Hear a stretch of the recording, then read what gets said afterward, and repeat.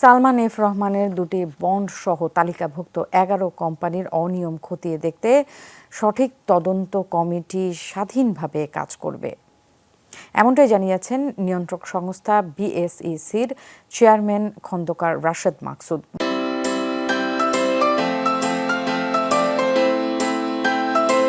গণমাধ্যমে কমিটির সদস্যদের পরিচয় করিয়ে দিয়ে তিনি বলেন, এই বিষয়ে কমিশন কোনো হস্তক্ষেপ করবে না।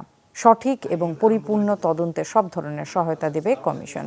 অভিযুক্ত কোম্পানিগুলো তালিকাভুক্তির শুরু থেকে লেনদেন পর্যায়ে কী ধরনের অনিয়ম হয়েছে তা খতিয়ে দেখে 2 মাসের মধ্যে রিপোর্ট দেবে কমিটি।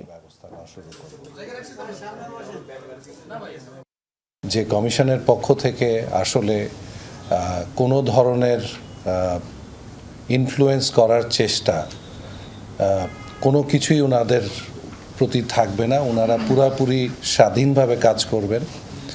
আমাদের সাথে ওনারা কোঅর্ডিনেশন করতে পারেন, তাড়াহুড়া করে যাতে কাঁচা কাজ না হয় সেটাও একটা জরুরি ব্যাপার। যে লিগালি এক্সিকিউটেবল একটা রিপোর্ট আমরা চাচ্ছি,